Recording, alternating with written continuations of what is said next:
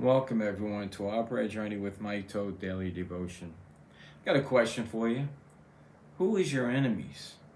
And who is your worst enemy? Sometimes we can quickly identify somebody we think to be our enemy. But we often miss the fact of who our greatest enemy really is. He is someone that cannot be seen. Someone who uses deception, sleight of hand, to manipulate humankind. And that would be Satan or the devil, or his minions, the demons. And they do it through men, often. Here in John 8, verse 44, Jesus is reprimanding the Pharisees, the religious leaders, those who are thought to be godly men. And he says to them, "Ye are of your father, the devil." Could you imagine if you said that to somebody? And yet, the enemies that you face behind them is likely the devil. And the lusts of your fathers will you do. Picking up in that verse, he was a murderer from the beginning and abode not, or lived not, in the truth. Listen to that. He abided not or lived not in the truth. There is no truth in him.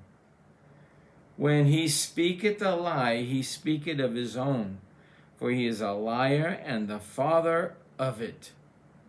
Who's your real enemy? It is the devil.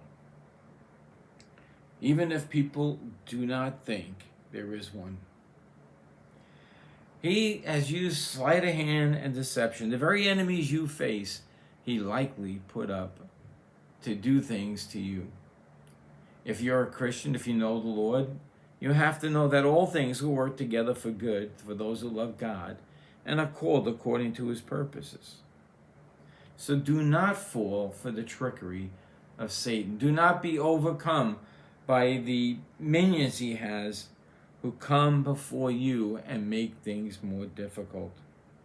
In Psalm 27, 12 through 13, it says, "Deliver me not over to the will of my enemies, for false witnesses are risen up against me, and such as breathing out cruelty.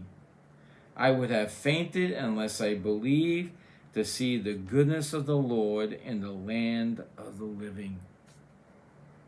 Have that hope. I can tell you from my life, I have had these false accusers, people that are trying to take my job away, who God turned the tables on them. The very trap they set for me, they fell into. The devil asks a lot of questions.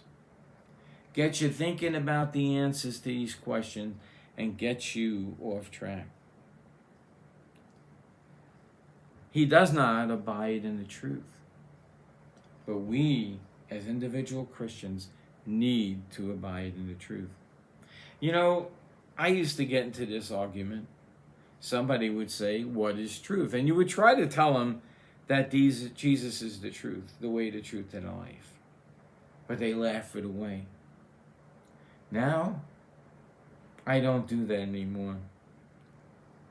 What is truth? Somebody asks me.